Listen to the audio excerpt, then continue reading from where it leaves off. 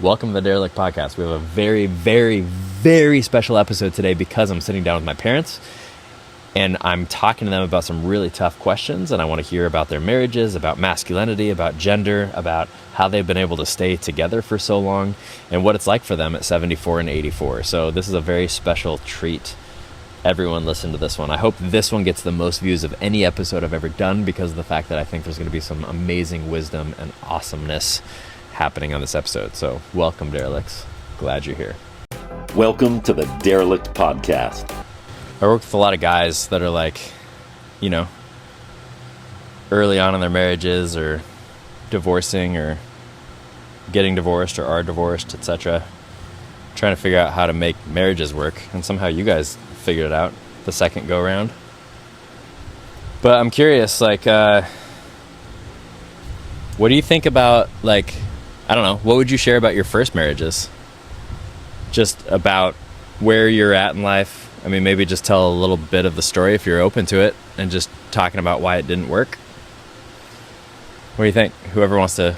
I was too young.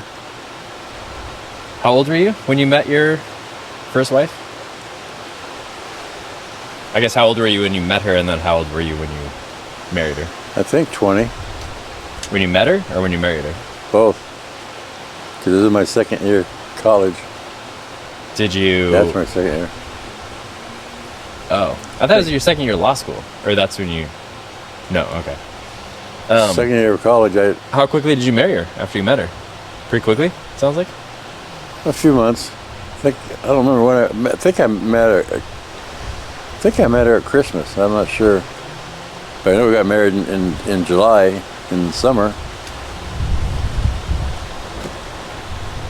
I think after my sophomore year. Why'd you marry her? Dumb. No, I mean... I meant more like, why did you... I mean, why her?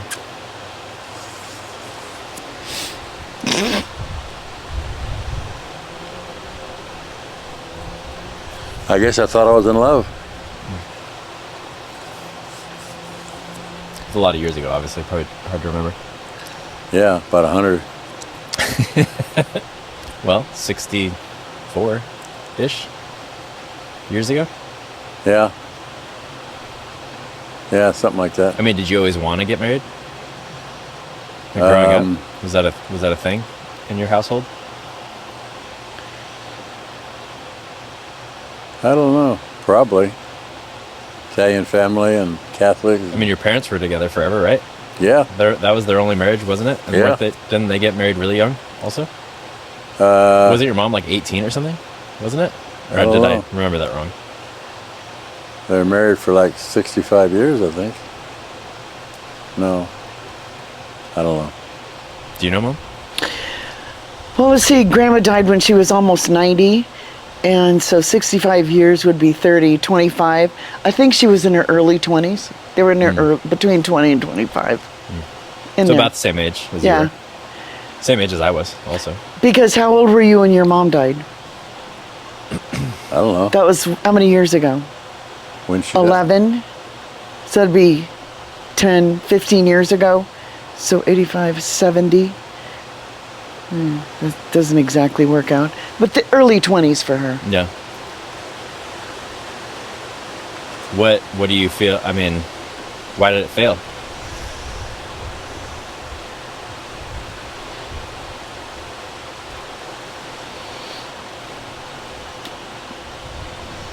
I think because I was a male chauvinist prick.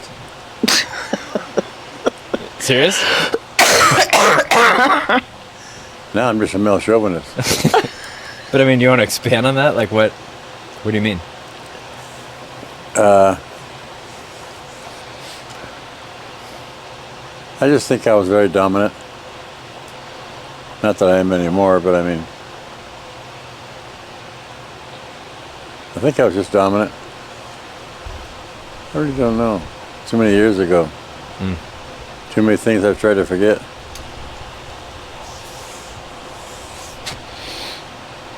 Yeah. Yeah.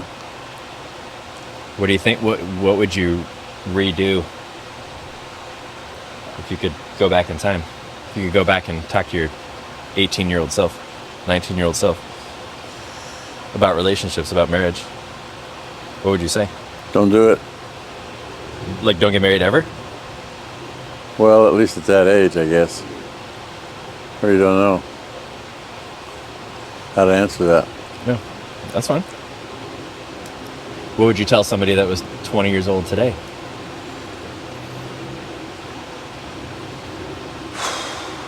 That wants to get married and they want to have a family and that sort of thing. What do you think? Are you really sure that you want to spend the rest of your life with somebody? And are you really sure it's her? How would they figure that out? Well, if it was a Christian like I am, just do a lot of praying. And how would they find out from praying, do you think? Be led by the Spirit. Is that like a feeling or?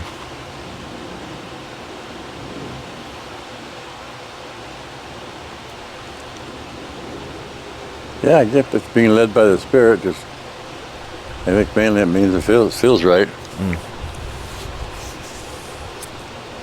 Yeah. What do you think, Mom? Same question. 'Cause you're pretty young when you got married the first time too, right? Yeah, How old were you? Do you remember? I'm 21, Oh, almost the same age. almost. And the question is, What would you tell another? When did your divorce happen? How old were you? I was 27, Married for 6 years or so? not quite. Okay. Yeah, what would you tell a 20, 21-year-old, 22-year-old that wants to get married? Like, what would you do differently if you could go tell yourself the question? Do you have an answer to that one? I would suggest some premarital counseling to come up with some questions that can be filtered through a more mature person, which wasn't very common back in the day. And my other thing was I was a brand new Christian after I met him. And so I was assuming a lot without verifying it. Because I was kind of in this, I'm a new Christian cloud. What does that mean? What do you mean? Like, what were you Well, assuming? just Assuming, like, beliefs? just assuming that God had brought us together for a reason and we should do things right. We shouldn't live together like the world and that kind of stuff. Like a romantic or romanticized? A romanticized Yeah. younger woman's version of how you make a decision about marriage back then, when there wasn't a lot of counseling and there was actually no family involvement because my parents weren't Christian. And they kind of like, back then people would like, well, you're 18, you're on your own, you can make your own decisions. Basically that was it. So, and I was really involved in my career preparation, school, and that took a lot of time. I think it was just like, slow down just a little bit and try to work through a few things. Yeah, that's what I do. Do you feel like you guys were not on the same page with morals and beliefs afterwards? Is that? Well, I don't really know. I mean, he was a Christian, but he came from he was a preacher's kid, a PK, and he was pretty good at it. You know, he was a very nice person. He was very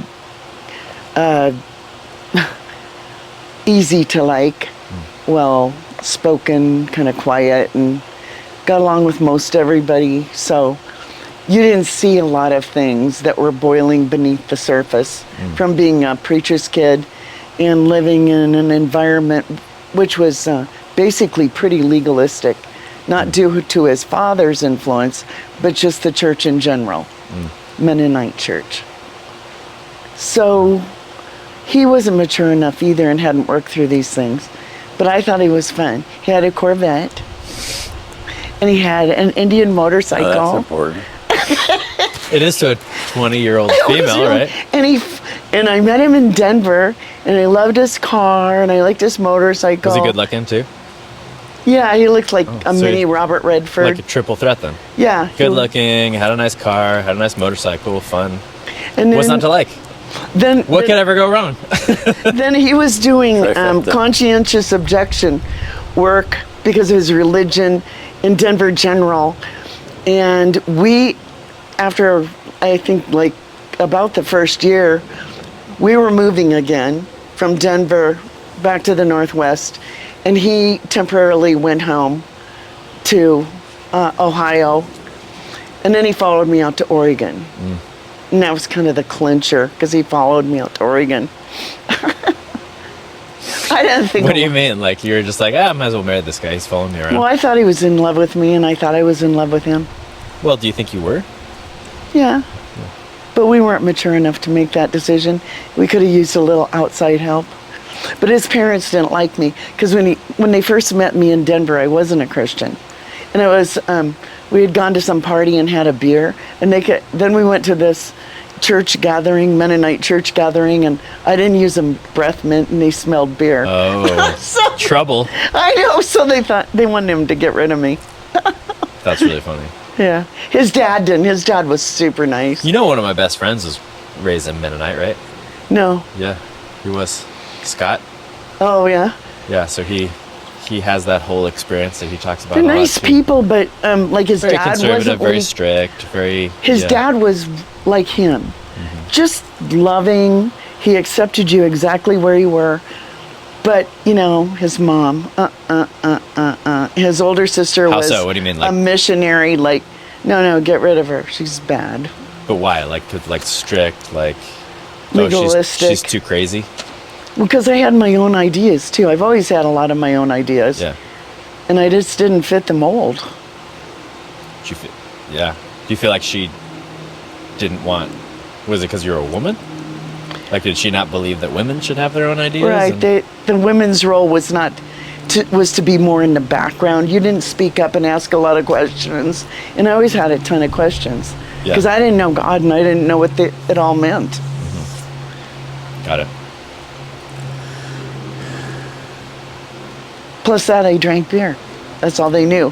Before I said that.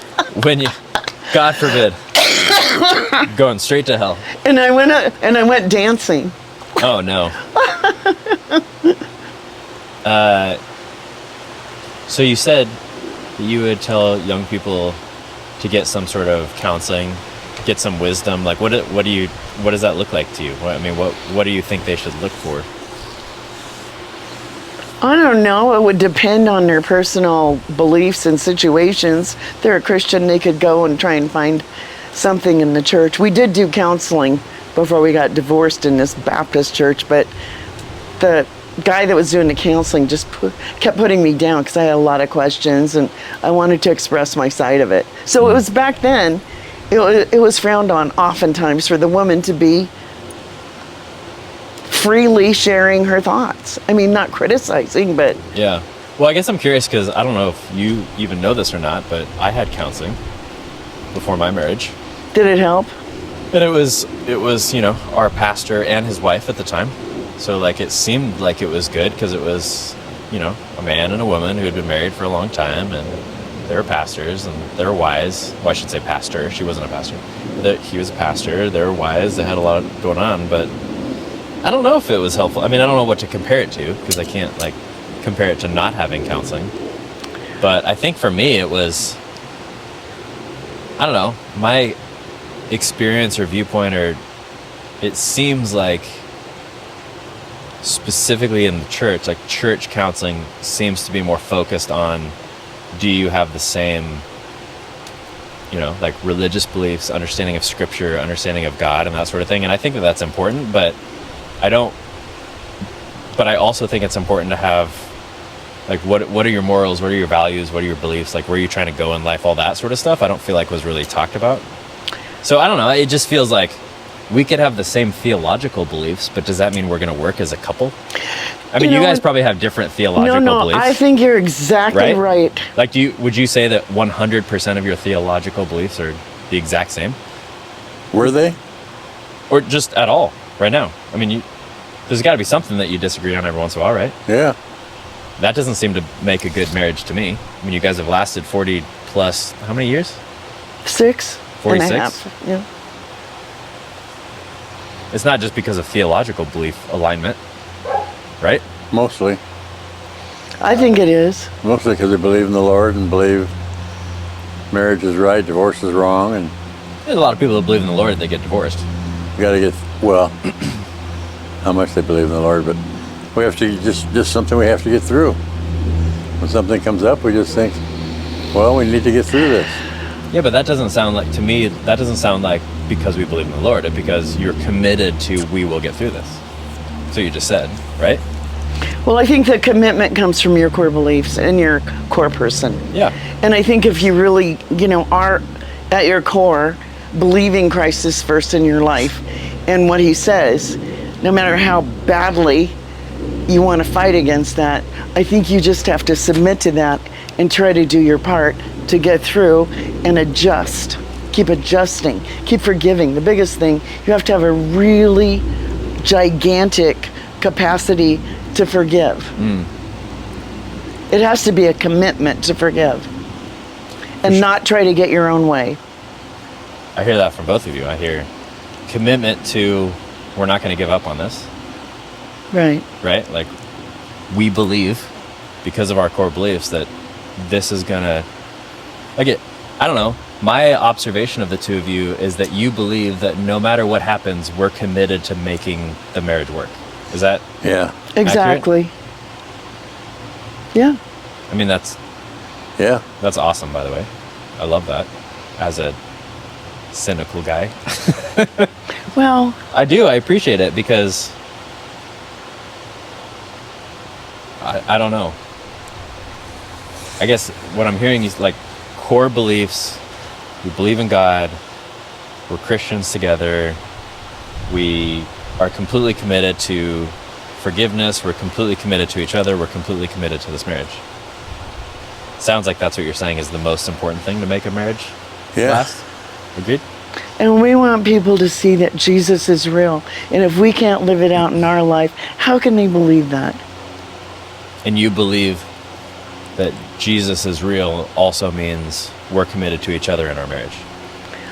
I believe that if you want to be a light to the world and you want to not be hypocritical, we're all hypocritical, but if you want your basic core person to stick to what you really believe, that's when people can see beyond who you are to what Christ is doing in your life. Because anybody could look at us and we're opposites. We have so many opposite traits and opposite personalities, but somehow we made it work. And if we can do it, should give anybody hope. Right? Because we're really opposite. Yeah, that's what I was going to ask. Do you think that there's too much emphasis? I don't know if this is, in your opinion, changed at all, but do you feel like there's too much emphasis, let's just say today, on personalities being the same or enjoying doing the same activities? Yes. Or yeah. Like I think if you're committed at the beginning and you have that core, you can work the rest out. I mean, you can't go into all your childhood issues. Everybody's got a lot of them. We never knew. We didn't do that. But I mean, eventually you're going to have to do that to understand more and to get along better. And you're going to have to and to forgive more because you understand who that core person is and what they grew up with. And, once you get to know them, it's really important to do that stuff. But I think the basic core of it is, that when you're committed to Christ and what he says in marriage, that you mean it. And no matter what you want to do personally, you stick to it. Have there ever been times where that's been difficult? All the time. A lot of times. All through the years. How do you get through the difficult times? I think she just said it. You're dedicated to the Lord. You're just going to get through it and say it. I'm going to get through this somehow. But I mean, practically, what are you doing? Like, is it a mindset thing? Is it just telling yourself, like, I'm going to get through this? This is what I believe. This, like, what? Is there anything practical that you do? Yeah, you feel like? practically, I think you have to be honest with the person, and it's not pleasant sometimes. And tell them that it's difficult? Like, what do you mean? Yes, you have to be honest about the things that you're really struggling with, and you have to be tough enough to do that and to take it, because nobody wants to hear these things about themselves, really, not even when you're married. But you've got to take yourself off the throne, your ego off the throne, and we're both very strong-willed and opinionated, and we've got to, put God on that throne, because you can't do it if you're on the throne. For sure. I agree.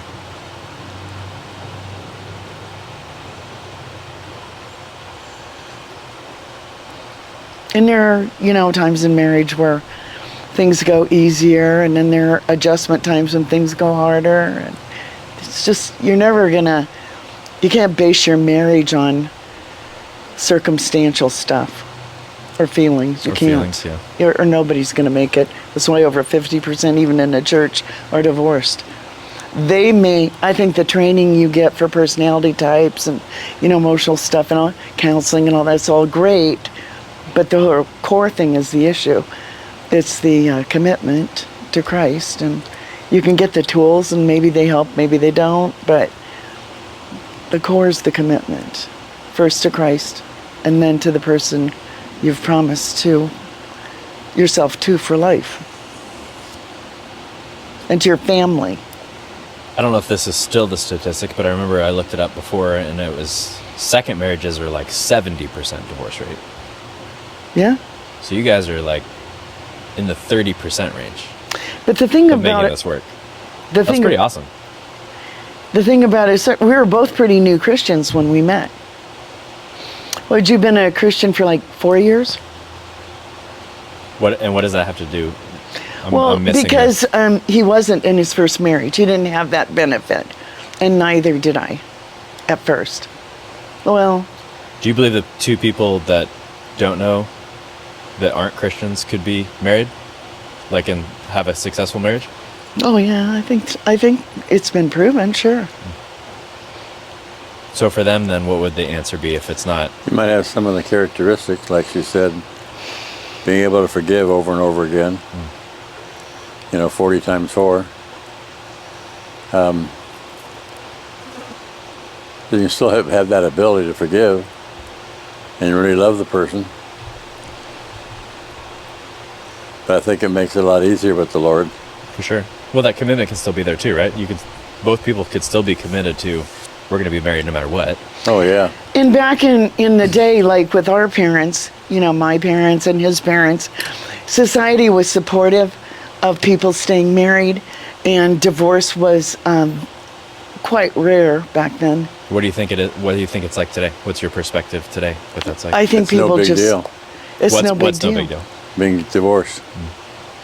Everybody does it, just go ahead, do it. You deserve it. You owe it to yourself to Do you think be it's happy. like? Do you think society's neutral on it, or do you think society actually promotes it? Promotes it. Like how so? Because you owe it to yourself first to be happy. We're all into self first, and you have to be good to yourself, and you have to be brave enough to just leave and, get this supposed perfect whatever you want. Well, that goes exactly back to what you said before about somebody putting themselves on the throne, right? Right. Because if you're on the throne, Right. even if they don't believe in God, at least if the marriage is on the throne, they're probably going to commit to it and stay to it and be like, yes, we're going to commit to this, right? At least if it's not as good as obviously God being on the throne, but at least it's something better than. And that's what our parents myself. had, because they weren't Christians. Got it. Both. What would you say to a man who feels like he keeps attracting the wrong woman into his life? Well, either he's gullible or just bad luck. What would you say to him? How does he figure that out? Huh? How does he figure that out? Becomes more aware of who he's teaming up with. How does he do that? School of Hard Knocks. Ask a lot more questions. Get to know who she is. What would those questions be? I mean, you don't have to come up with them on the spot. I just mean, like, what's the purpose of the questions? Just to get to know her better. But like what? Like what her hobbies are, or Everything. what she believes? Okay. Just get to know her better. Her basic beliefs, or just to get to know her better. I would say, send me over and let me get to know her better. That's what I was going to do was, How? I mean, like what? women know women. She sized up Melissa when you first met. So do you mean you specifically, or do you mean like moms of these men, or Yes, not me specifically. In my case, yes, me specifically. But yes, have this, a trusted female, respected person that he knows very well in his life. His mother, someone trusted. Get to know her, take her out. What I mean, what is that guy though? What does that guy ask you? So if it were me, let's just say it's me. Let's say for the next person that I think I'm going to be in a relationship with. Introduce them to her and let them get to know each other. Yeah, but what do I ask you about her to try to figure that out? What do you think of her? I think core values are very important. Just the two things that I think are important in my life. I mean, her relationship with God. What's it like? How does she feel about it? How does it land in her priorities? And what does she think about? The other question would be exploring more her concept of what, assuming she's a Christian, role of a biblical man, husband, and the role of a biblical wife in a relationship today in this society. How does that work? Could that expand outside, like if they're not believers? Yes, it could.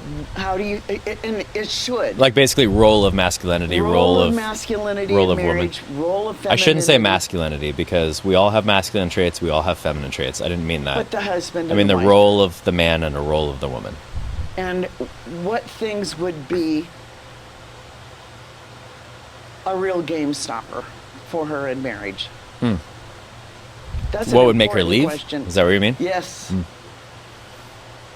Something, what would be the unforgivable thing that someone could do to her? In my case, and in yours, I think, it would be infidelity. You'd leave? Yeah, right away. If dad cheated on you, you'd leave? Yeah, I would. If mom cheated on you, would you leave? If what? If mom cheated on you, would you leave? Oh, yeah. And I wouldn't come back. I believe What that's is- one thing you can't do. What do you define as cheating? Having sex with someone outside of marriage? Okay. So we're not talking like an emotional affair or No, because some other that connection. happens to everyone, in marriage, I would imagine. At some point when they're going through a rough patch, I'm sure the enemy's going to bring in, that kind of person that just looks so great. And that probably happens to just about everyone. And I saw it happen, like when we were working in that first office, that one loan officer was hanging out with Dad after I left all the time. And I noticed it. You remember her. Who? And I'd park across the street and I would watch her bend over the desk and ask him questions. And I'm like, I get what she's doing.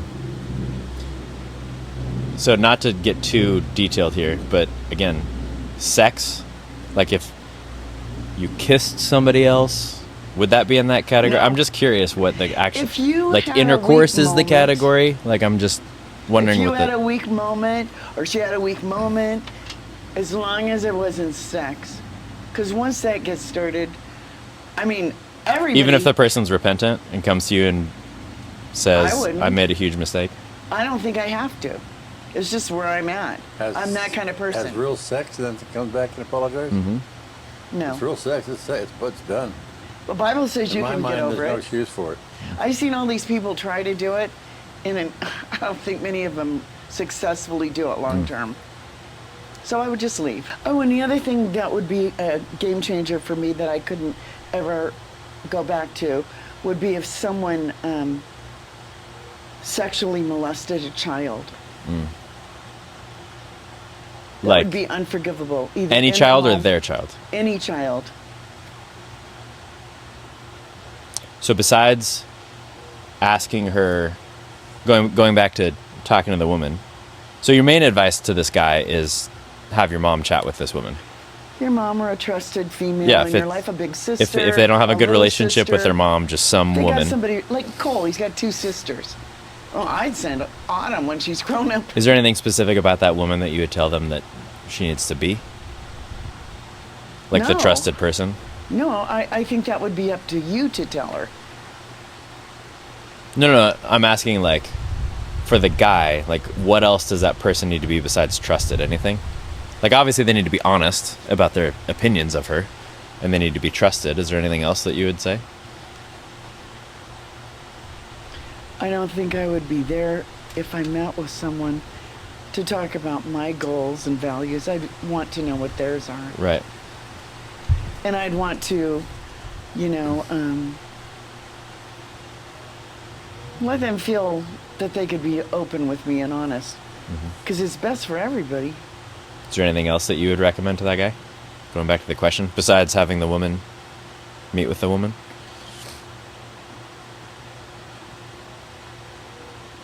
Not to move too fast.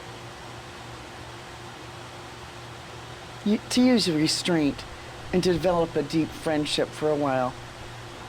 What if a guy ends up finding out that feeling like he's stuck after a certain amount of time? Let's say he's married for a while and he doesn't want to get divorced, but he feels stuck. What kind of advice would I you don't guys? think it would depend on what's going on in the marriage, but I think everybody feels stuck sometime in marriage. That's fair. Let's say that he's at a point where he feels like he can't handle anymore. He wants to leave. Well, I got that way in my first marriage, and I went and took some time off. Went and lived in my aunt's place when she was down in Eugene, taking care of Grandma. And did what? Like, what would you recommend that person do? Just have some time to think and pray. And I mean, today nobody was into counseling back then, really. But, today what I would do would be I have somebody I talk to every 2 weeks ever since the, thing with Sabrina. Of course, talk to them. There's wisdom in many counselors. Get trusted people's, feedback on it. People that you can actually be completely honest with. And try to get their feedback, not just to tell you you're right, but, can they see anything else you could be doing? But, that's not going to make up your mind, but I think the feedback would help. And I think taking some time to yourself to let your emotions cool down so you can just think. Even if you don't give a shit. Dad just swore. No, I did not use your language. That's okay. You're funny. That's funny.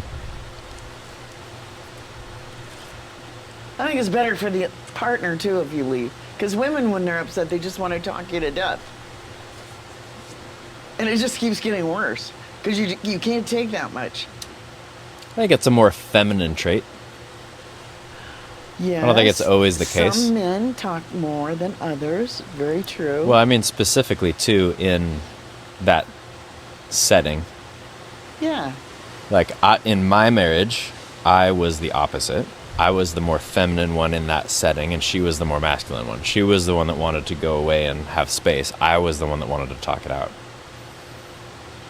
I know that's abnormal. It's usually the other way around. But I don't think always. No, there's never 100% either way. So creating space, having a woman that you believe is wise and has your best interests at heart and loves you and everything, give you some feedback. Yeah, you certainly don't want your best friend to go out with her. He might like her. It's happened more times than Yep. people can count, right?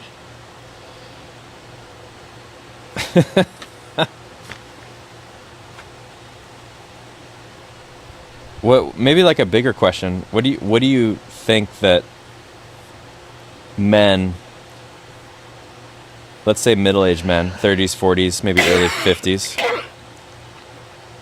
what do you think men and maybe their early, their 30s, 40s, early 50s are getting wrong about love, marriage?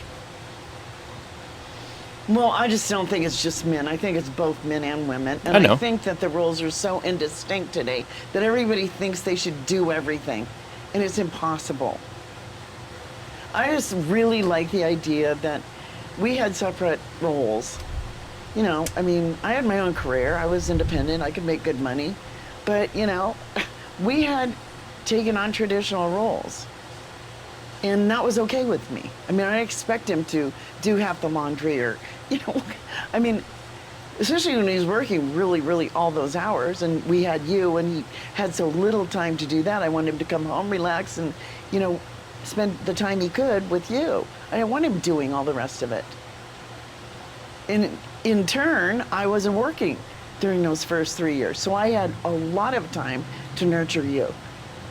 So, it depends on your circumstance, but I think if you can go for very distinct roles and work it out what you think is going to work for you, you can always change it, but at least you know where you stand. Do you feel like that's lost today in Yeah. today's society? I don't think most people, they're so confused about what they should be doing. About what but- their roles are? Yeah, because society's confused, but I think they got to work it out before marriage so they can always adjust it, but at least they know what to expect.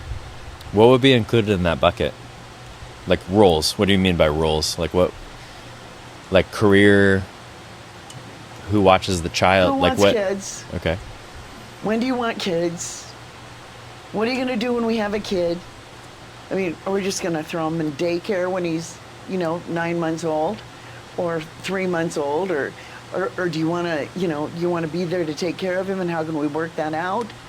Would you mind if I were working more hours as a man so that you could do what you want to do? Or would you want me to be working regular hours and you have a part-time? It's a lot of detail work. So The career. devil's in the details. Yeah, that's what I'm asking you. So career, spending time with kids. What else would you say is in that? Category all roles. this housework stuff and all that, all those details. Money's really important. As in if what? If we have, one career household for a while, can we live within a budget? And what would that budget include? Would it include tithing? Would it include a little savings? What that would look like for that couple. So values behind money. Right.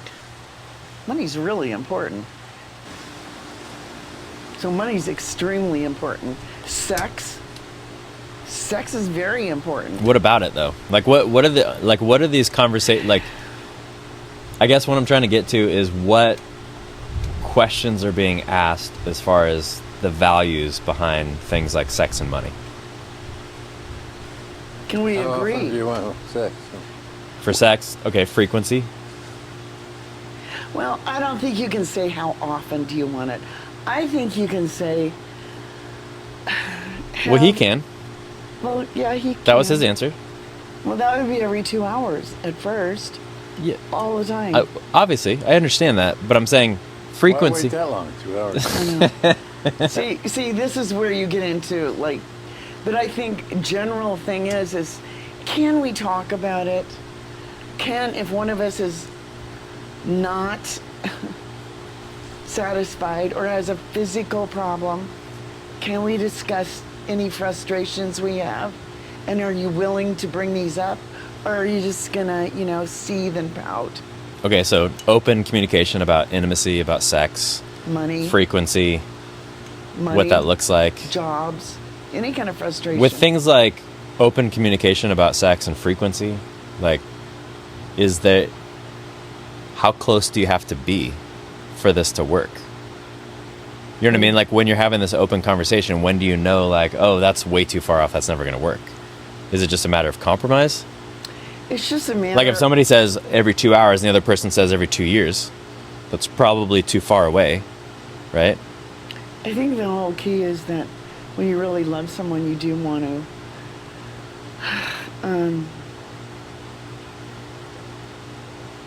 have them enjoy the relationship to the best of your ability too.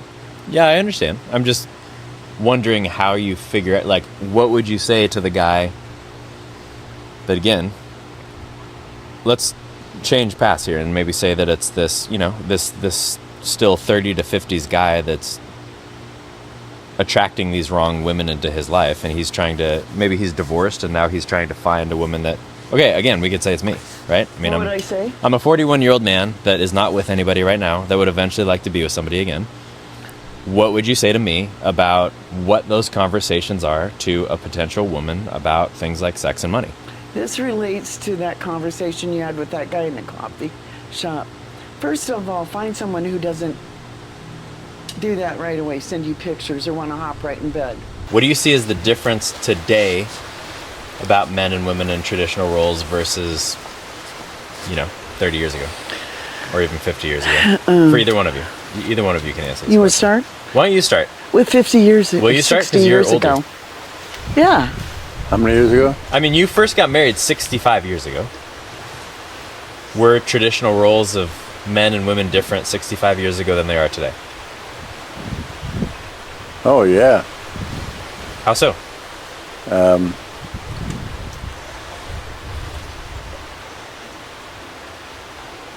Well, men really follow the man's role of being the breadwinner, taking care of the family, teaching the kids, teaching the family. Whereas today it's just all convoluted. There's no who's running the show, and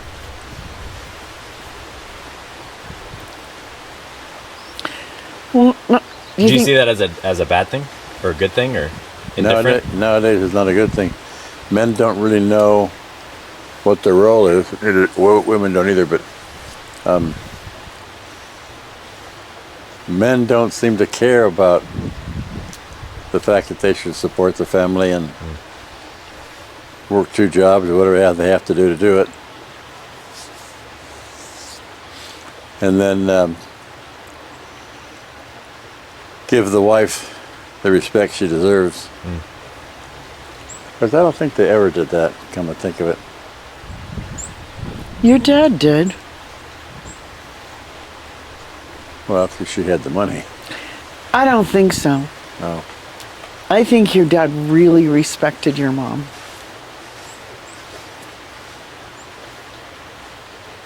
She was very spicy to him too, but he really respected and loved what she was and thrived doing, which was being a homemaker. Yeah. She loved it. And he loved what she was doing. Freed him up. Yep. Freedom up to what? To do what he had to do. He had to work a lot of hours. He was working for her dad, who was, not easy, And he didn't get a lot of respect as the son-in-law. Give him a job, but never tell him about the family business kind of thing. But your dad, he took it all in good humor because he really loved her and valued her in her role. She was a wonderful wife to him. And I think a very good mother from everything he's told me. Oh, yeah. And I think she was a very good wife. She enjoyed having that role. She enjoyed it a lot. She had her little things she did. As we all Card do. parties and girlfriends and all that. But she just really liked it. My mom did too. My mom loved it. What do you think, Dad, is the downside to that? To men not knowing their roles or not caring about them or not? Would you say it's like men don't seem to care about providing for women anymore, or what? How would you word it? I don't want to put words in your mouth. Well, I think ever since women joined the work role and didn't care much about doing the housework, the home stuff. I'm thinking of right off the top of a woman there when we lived on 7th Street in 12th, and she came in one day to the neighbors across the street in a Mercedes and dragging her 2-year-old kid into the house to go to the sitter. He's yelling and screaming. Literally had to drag him out of the trunk. And it looked to me like all she cared about was being able to work so she could afford her Mercedes, and the kid didn't matter. And that was a shame. We saw it more than once with her. But it sounds like you think part of that reason is because of how men, treat women, or their roles, or what? Well, men became dependent on the woman working and bringing in part of the income. So he didn't probably work as hard or as much because he was only part of the income now. So I think that's basically it. What do you think is the negative to that to society? I think it's very important that we have two roles, and neither one of them is superior to the other one. Just two different roles. Complimentary, you're saying. Yeah, they're complementary to each other. And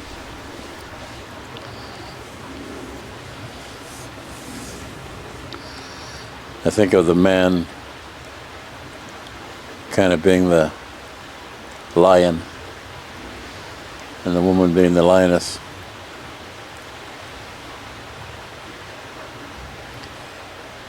It sounds like what you're saying is, I mean, they're equally important, but they're different. Right. They're not equal, which is a big piece of what's happening in society right now. Everybody's saying everything's equal, which I, for one, think is BS. Because it's not. They're trying to make it equal, but it's Right. not. They're equally important, but they're not equal. Like, I saw a guy, I think it was actually Jordan Peterson. I'm trying to remember who it was, but I think it was Jordan Peterson, and he was saying, look, if you want everyone to be equal in the workforce, then what you're telling me is that bricklayers are 90% men.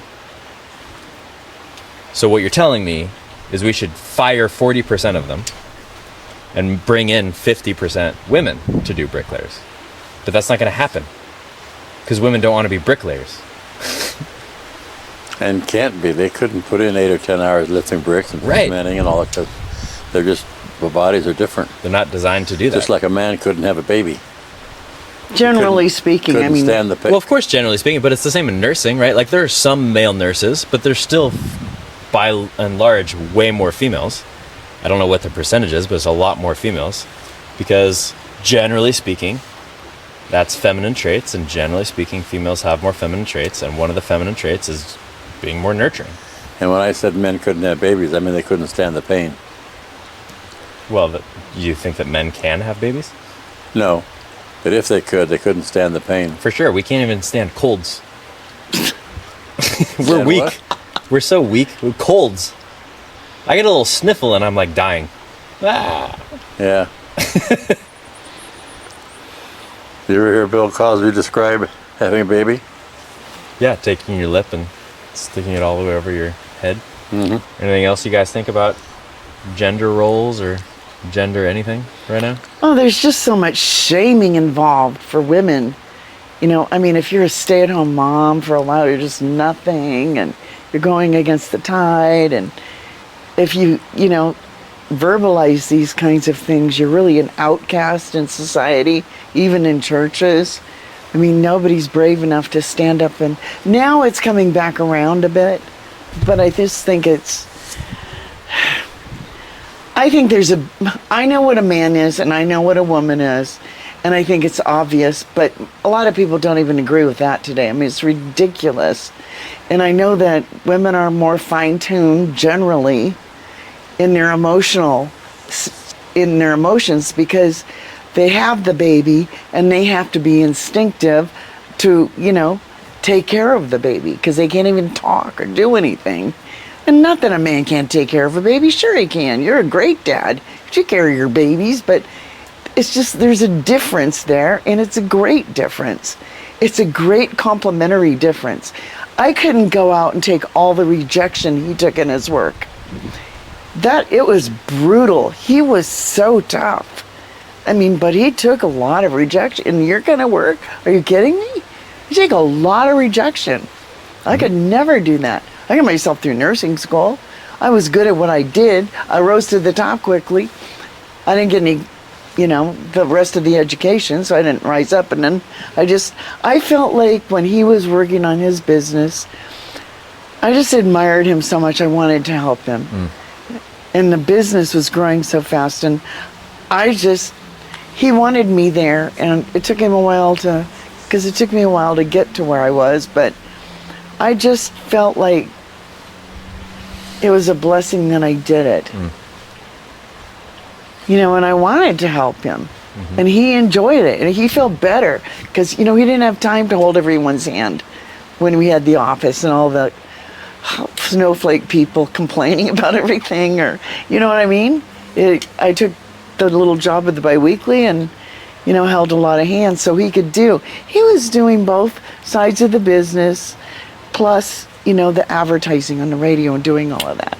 How do you think that kind of that complementary helping each other thing relates to people not staying in marriages, or does it? Oh, I think it's a tremendous deterrent for people to stay in a marriage. If you're not there to make sure your partner is doing and succeeding in their role, and you're not giving, and you're just focused on your needs, you're never going to be happy because nobody's going to have everything they want. But first of all, if you know your role, first of all, you agree with your husband on what you're going to do, and then you just go for it. And then you can just really appreciate the other person. I mean, he always appreciated me. Always. Always complimented me. Even when I didn't deserve it. You got a good one. What do you think, Mom, I want you to answer this question first. I'm curious. What do you think about, what do you think in general society would say about masculinity right now? God, it's just so crazy. You mean society in general? This is a general statement. Obviously, different people have different beliefs, but what do you think in general? Like, is it good? Is it bad? What do you think? I think masculinity is toxic to so many people. And females buy this up because everybody's selfish and self-focused. And they think a man's supposed to be, relating on this real sensitive level. And some men can. Some men are good at it. But they don't appreciate the masculine thing. If the man weren't a warrior and he could go out there and take all of this stuff he has to take, getting really battered around in the world, which you do, he should be appreciated for that. Just like he appreciates you for what you're doing. What do you think is the downside of society viewing masculinity like that right now? Men don't care to perform anymore. They get passive. They just shrink back. You can do it better? Fine, go ahead. Oh, interesting. And I think that's why they get into pornography and outside relationships. And I honestly think that's why there's a lot of homosexuality. Why is that? Because it's easier than being married to someone who doesn't appreciate you. It's really funny you say that. Yeah. There's I don't remember who this is, but there's a stand-up comedian that he's always talking about. He's like, have you just ever noticed a gay couple, like two guys, versus a lesbian couple? He's like, in general, the gay couples are super happy. And the lesbian couples are never happy, and they're always upset. He's like, have you ever thought about the fact that maybe that's because they have to be with another woman versus the other ones don't have to be with another woman? That's funny. Because, I don't know, that's been my experience. Most of the lesbian couples I've met are just bitter and angry. And They really Seems are. like it. by the way, editors, we're going to cut all this because this is going to get me canceled. Well, in some of this, in some of those from what? situations with women, Canceled there from- is abuse that they're running from. I Of course, understand absolutely. that. And when you I don't have- say it's not logical. I just think it's funny to think about the fact that if you have to be with another woman the whole time, you're going to be miserable versus if you just are a guy. it's not designed to be that What do you way. think, Dad? Back to my original question. My original question being what society thinks of masculinity right now. Do you agree with Mom? Yeah, it's been diminished. And what do you think is the downside of that, if there is one? A man's not a man anymore. He's a gentle little lamb that's supposed to have sensitive feelings like a woman, and he doesn't. Should have some. Well, some Wish do, I had but- more. But what do you think of that? What's the negative of that? He can't fulfill the role he's supposed to be fulfilling under God's design. Like the old joke is, God made Adam and Eve, not Adam and Steve, because there's Adam and there's Eve. There's two different. Like Trump says, we're going to be male and female. Period. And like that application said, what gender were you born with? Because in life insurance too, it matters, because women live longer, and so you have to have different rates for the woman. And they live longer. How do you see it affecting society? What part? Just society in general, seeing masculinity as being diminished, I think is the word you used. Yeah, men aren't fulfilling their role as a man. But I mean, how do you think that affects society as a whole? I don't know how to answer that. It affects them because the man. Think of a man when you were growing up in the 50s, how they acted and how they act now. Are they Yeah, maybe that's easy- another question. Like, if you feel like it was better you feel like that was better in the 50s, yes? Oh yeah. So, then how? How was it better in the 50s? Because maybe that'll answer the question of how. Well, a man really knew his role. Right. He knew when you walked up to a door, he can open the door for the woman. Now you don't know, because the woman grabs the door and you don't know if he should open it for her or not. It's confusing. The role isn't there anymore. So it confuses the man, and maybe the man doesn't know what to do. And if a man doesn't know what to do, what happens? not gonna do anything. That's been my experience. He walks up to the door and waits. If she opens it, fine. If she doesn't, then maybe he will. I mean, I was watching this, there's a whole thing right now where this guy was basically talking about how we're creating a society of almost asexual men, because men are getting so tired of not knowing what their role is or how they can interact with a woman that they're just like, forget it, I'm just not even going to try anymore. And to be honest, being the cynical person that I am, I get there often, because I'm like, you know what, if they're not going to try and everything I do is wrong and I can't be myself, then why would I even try? Yeah. It's better just to be by myself, honestly. Yeah. And there's a whole generation of people like me that are just like, And you know what happens to the woman? Even though she thinks she wants her own way and she thinks she wants to lead, she's very frustrated when she's the main leader. It's not her role. It's, forces it's her into- frustrating. She wants a man to stand up and be manly. Like way- you said about the cops coming in to the restaurant. She wants a manly man, but she pushes that man away. well, it's because, in my belief, society has pushed that the answer to toxic masculinity is femininity. Right. And I believe the answer to first of all, I don't believe toxic masculinity is a thing. But if it were, the answer to toxic masculinity is healthy masculinity. It's not femininity. Right. Exactly. I also don't believe toxic masculinity is a thing, because I believe masculinity in and of itself is healthy. Now, what do you mean toxic? I believe in toxicity. I believe in people being toxic. I believe in people being evil. I believe in people doing terrible things. And I believe men do that. But that's not because of their masculinity. No. No man ever acts in an evil, toxic, or terrible way when they're acting out of their masculinity, is my belief.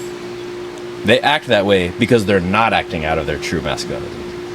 I think so too. So then the answer is, we need healthy masculinity. The answer is not femininity, but that's what society's pushed.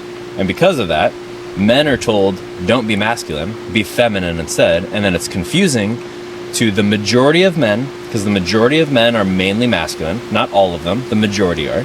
So the majority of men that are mainly masculine are now being told to be feminine, and it's confusing. You know what was a And it's big against- eye-opener for me? It's like when we had you, and when, I would want to leave you with your dad for a while, and I'd watch how he interacted with you, and it was so much more different from me that I was actually shocked at first. Because, of course, my dad was from that generation that was just working all the time. So I didn't see a lot of that. But it was like I felt uncomfortable. I felt like he was going to break you or something. And then I started praying about it, and then all of a sudden it's just like God said, just let him be. He's not going to hurt him. That's the dad thing. Just forget it. He's not going to be like you. He'll be fine. And then I watched it. I stepped back more, and I watched it, and it worked out fine. So I was more relaxed. But I really think that sometimes when you don't see it in your own house of origin where there's a leader male, you do feel kind of afraid, like, oh, what if he breaks this kid? Or, because he's not as gentle. But I think this over gentleness is like, it's toxic in itself. Yeah, absolutely. It's There's toxic. too much. You need a man there to be strong like that. Because the woman is, she's more the nurturer, so it's harder for her to do that. Yeah, the What's ironic it thing gonna- I think about toxic masculinity is that toxic masculinity is not this chauvinistic idea that people have of it. Toxic masculinity is actually telling masculine men to be feminine. Yeah, I think so. Yeah. And I hate that. It's like if I was sitting here and a bear is approaching me, what do I do? Get down on my hands and knees and say, oh, please don't attack me. Yeah. Please don't attack me. Talk about your feelings. Yeah. That's going to help. Yeah. You grab a gun and shoot or an axe and, Or you fight him. Yeah. yeah, you're going Right. to fight. And that's put in a man. It's really, I'm sure a mama bear would fight too. But if you're there in that situation and you're the female that feels like you should be everything, the leader like the man is and all that stuff, you get frustrated because you're really not designed to do that. It's okay to be a tough woman. It's good to be a strong woman. But it's so nice when you have a man that'll That's the be difference. manly. Be a strong woman, not a tough woman. That's the difference. I love having a man that's manly. What's the difference in your mind about that, Dad? That's interesting. Well, like in a movie where the woman cop is taking on the 220-pound guy and she's 90 pounds. yeah, the Yeah. masculine role, And right? she's going to overpower him. Yet somehow happens in movies. Yeah. It would never happen in real life. No. But what's the difference? You said strong, not tough. What's the... Well, she can be strong in that, she's going to stand up for herself and confront him, but not be forceful and try to take him on and beat him up. Verbally or emotionally or any other way. So what do you think is, I don't know, what's the biggest thing that you would say needs to change in society right now regarding this topic? I think the biggest thing that needs to change is that men need to be encouraged to be masculine when they're children. I think that boys will be boys, can be helpful sometimes because they're different than girls. They're going to get rough. Well, so what if they wrestle? So what if they throw a couple punches? You're not going to let them hurt each other, but, I'm just saying, let them be what they are naturally.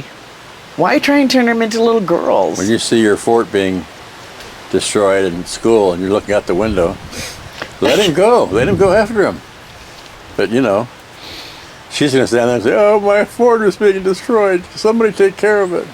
But I think that Well, it teaches that little boy who then becomes a man that he's not supposed to do that. He's not supposed to challenge himself. He's not supposed to challenge others. He's not supposed to stand up for what he believes. Exactly right. And now you have a man, baby, that lives with his mom and lives in his mom's basement and eats potato chips all day and plays video games and watches pornography and just cries about everything all the time and is a victim and never goes out and does anything himself because he was told that he's not supposed to do that. Yeah. That's not helpful. Nope. and I think the school system expects little boys to just sit there still and not do all this stuff. I mean, it's ridiculous. Boys are, they have testosterone. When they're born, the hormones they destroy about half of the synapses between right and left. Their brains don't connect that fast. They You have wanted to give them time. Ritalin when you're just being a boy. And the last man standing, he said that. The kid says, well, he was acting up in school and he was doing that. Yeah, he's a boy. And I think Yeah. sometimes women think just talking it to death is the answer and trying to make him more feminine. But what you don't realize is the actual physiology is they have half the synapses connecting basically the right side of the brain and the left side of the brain. And it is going to take them longer to process emotions. They're not ever going to be like a female. Men were born handicapped. And I think it's not a handicap. I think that's what we have to get over. This whole thing of men bashing is ridiculous, especially middle-aged white men. I mean, I think you're in the worst Oh, I'm the category. problem. I'm the problem. Yeah, you are the problem. It's not just misogynistic. It's middle-aged, white, successful, upper Right. middle class. I'm the problem. I'm racist. I'm chauvinist. I'm toxic. I'm evil. Look at Elon Musk. Oh, you he's know- definitely the problem. And, I'm not saying you should be an egotist, super egotist or anything, but I just think to recognize the difference can be a wonderful thing if you realize that the roles are different because we're created differently, but we're created to complement someone who's different than we are. Yeah. Well, thank you guys. Thanks for doing this. Yeah. Is that it? I appreciate you guys. It's it because the camera's going to die in a second. And what are you going to do with this? I don't know. I mean, what's it for? I don't know. Oh, I'm going to take clips out and do something with it. well, you designed it and wrote all the questions. I mean, I thought you had I did. some objective in mind. I mean, I do. I just don't know. I might turn it into a podcast episode. I might just do clips about it. I don't know. Oh, I see. I think that you guys have a lot of wisdom and knowledge and experience to share that would be really helpful for my audience, which is, middle-aged men specifically. Women will get a lot out of this too, don't get me wrong. But men specifically that feel like they can't be men. I think that it is very evil to be doing this to men, but by weakening men, you weaken the family. Thanks again for joining us, you guys. Amazing conversation today with my parents. Again, please send this to somebody in my or younger generation. So maybe young Gen X, millennials, zombies, as I call them, Gen Z, alphas. Send it to somebody that needs to hear some wisdom, some guidance, some support from somebody of this generation. Like this episode, subscribe. Please send this episode out. I want this episode to get the most views of any episode we've ever done because I think that it will, because honestly, I think there's a lot of wisdom and a lot of amazingness that happened today. So thanks for joining us. Go back and listen in. And until next time, we'll see you later, you derelicts.